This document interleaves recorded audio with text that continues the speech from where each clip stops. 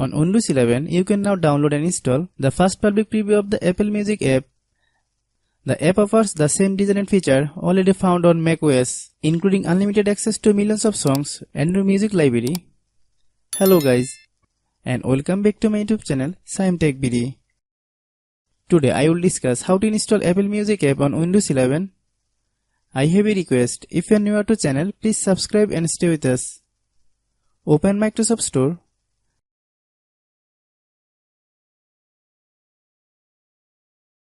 Search for Apple Music Preview and press enter. Click Apple Music Preview.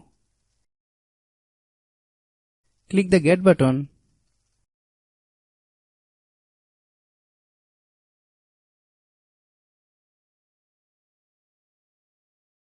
Click the Open button. Click the Continue button to agree to the preview terms.